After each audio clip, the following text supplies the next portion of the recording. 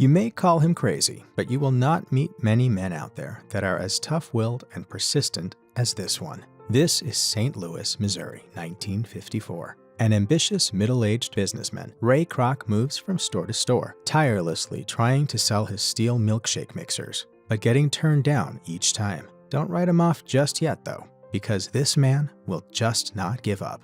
This desperate and struggling tradesman will rise to become one of the most successful businessmen in the world. He will continue to self-motivate himself and drives around the city, hoping for that one special order. This decision will eventually pay off in the most unexpected manner. After yet another failed attempt to secure a client, he places a call over to his office in Chicago, Illinois. His call is received by an American businesswoman, June, who is also his secretary. She reads out a few of his messages and informs him that he has an order for 6 of his steel milkshake mixers from a restaurant in San Bernardino. The ordered quantity sounds like a great but shocking request. Excited, he places a call over to his potential buyers immediately. The order is, to his further confusion, increased to 8 steel milkshake mixers. It heightens his curiosity, wanting to know who would want to prepare 40 milkshakes at a time. Ray, eager to find out what is going on, instantly pulls out a map, traces the address of the restaurant, and begins a long drive to San Bernardino, California. He arrives at the location, and his eyes are greeted by a shocking sight.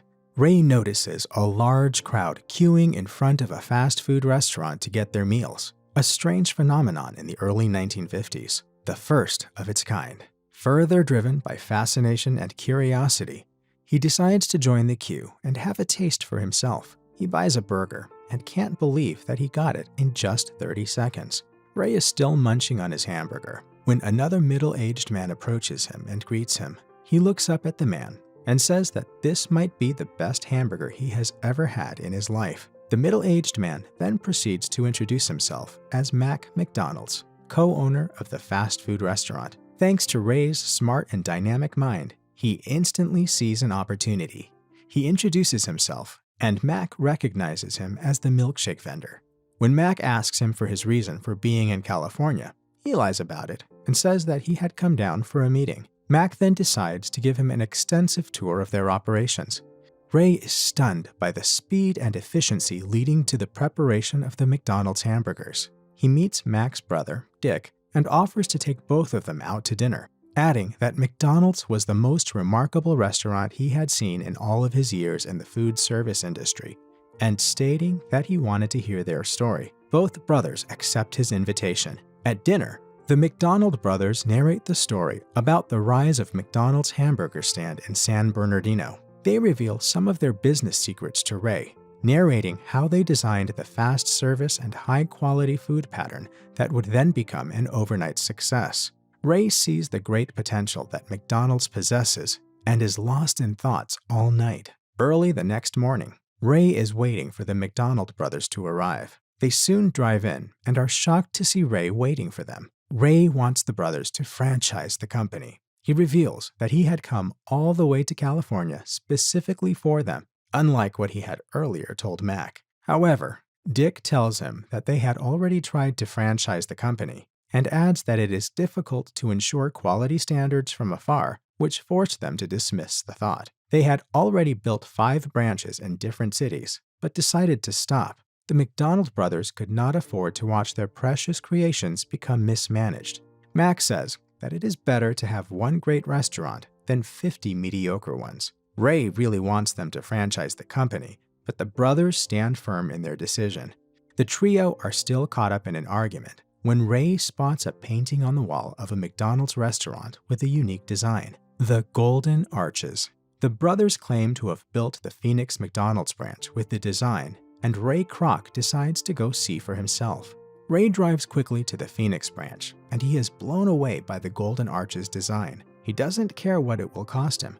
He just wants to be a part of McDonald's. He returns to his home in Arlington Heights, Illinois, and though his business might have just taken an interesting turn, not much of the same thing can be said about his home. He was mostly away for weeks, leaving his wife, Ethel, home alone. She is clearly not happy about this and demands more attention by asking Ray when he is going to take a break. only for Ray to say, "Probably never," causing Ethel to walk away angrily. From then on, Ray attempts to continue with his milkshake trade, but he gets turned down again. He visits the McDonald brothers and tries to convince them again about his vision, a belief that the Golden Arches design could become a symbol of American culture, that it could be a place where families could gather to eat fast food all around America. Dick is still hesitant about the idea, but his brother succeeds in convincing him. They eventually proceed to sign the paperwork, which sees Ray emerge as a franchising agent for McDonald's in the Midwest. He is, however, bound by the contract to maintain the standard and integrity of the restaurant and consult the brothers for approval before any change is made. Ray Kroc has finally got what he wanted, but he does not rest on laurels. He jumps right to work. He begins his journey by visiting several banks to request funding for this project, but as usual, he gets turned down. Out of desperation, Ray decides to mortgage his home without telling his wife. This risky decision sees him secure the Des Plaines location for the next McDonald's branch. Ray is a hot-headed man who wants everything moving at a fast pace, but the McDonald's brothers prefer a slow and steady race. Arguments soon ensue between Ray and the McDonald brothers when Ray attempts to get a sponsorship from Coca-Cola by including their name on the menu. While Ray sees it as an opportunity to get free money, Dick disagrees with the concept, saying that he doesn't intend to commercialize McDonald's, causing Ray to angrily hang up the phone. The Des Plaines McDonald's branch, crafted with a Golden Arches design, soon gets rolling, and luckily for Mac and Dick, Ray is also passionate about maintaining the standards of McDonald's. His wife Ethel is left at home in isolation.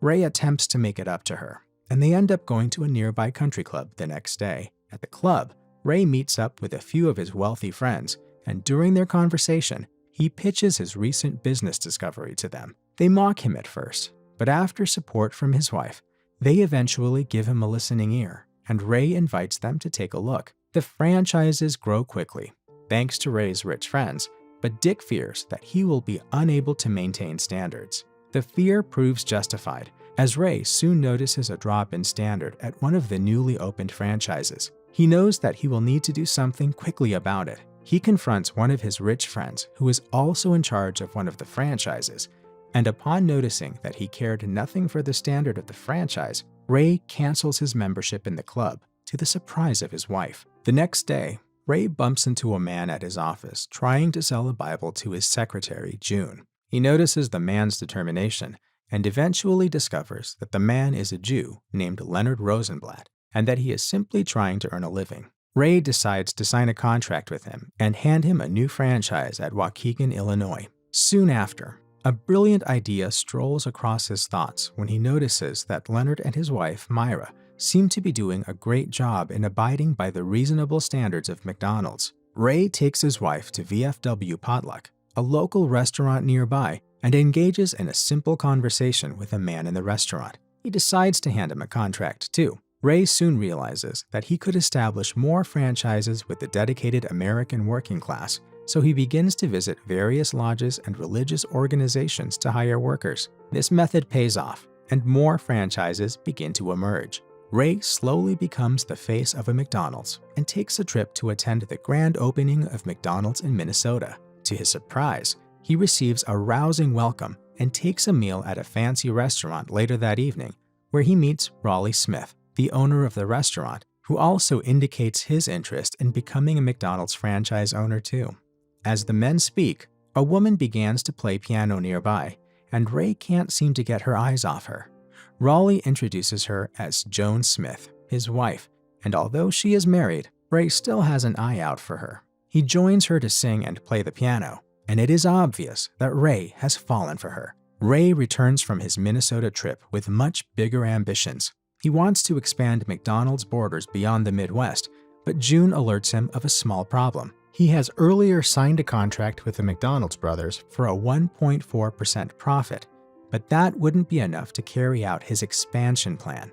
He calls the brothers and tries to renegotiate his deal, but Dick refuses, calling Ray a wolf. Later that day, Ray arrives home to meet his wife impatiently waiting for him. She leaves him speechless when she informs him that the bank had called regarding his unpaid loan, letting her know of the secret mortgage. Ray angrily storms into the bank to confront the banker, who reminds him that he is 3 months behind on his payment. Ray decides to visit Raleigh and Jones' franchise, and he narrates his ordeal to the duo, along with his quality problems.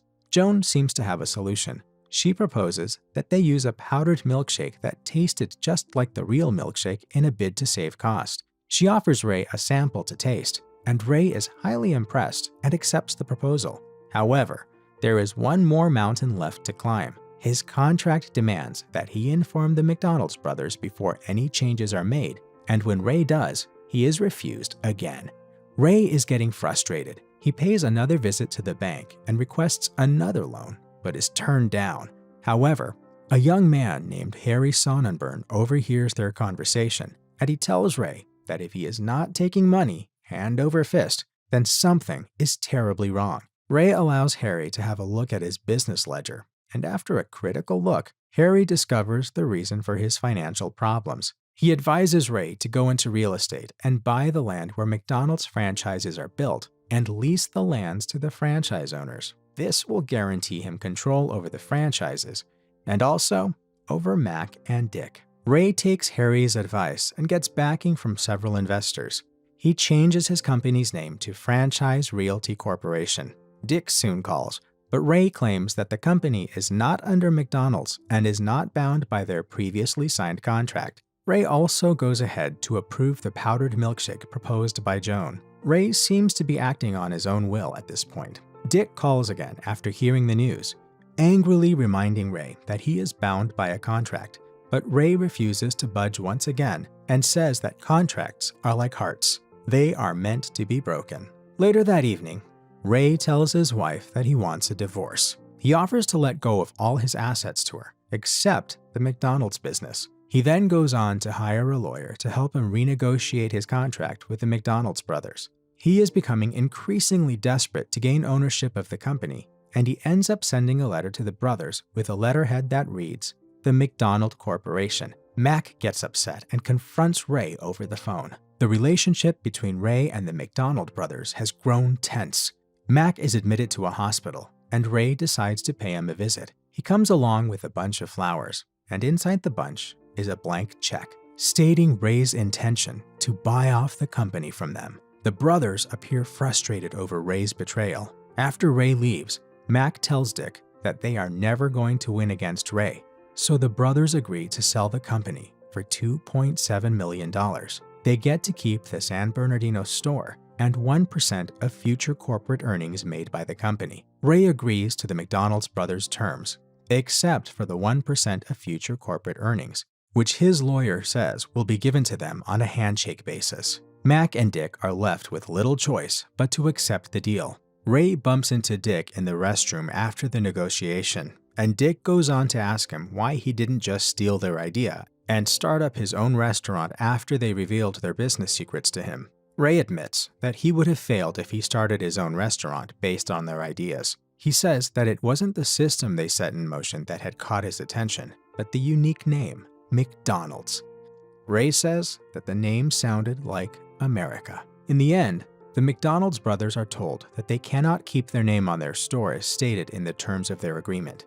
They take down the name from their stores. Ray continues on his journey of success, including the establishment of many more franchises, getting married to Joan, and meeting with the President of the United States of America.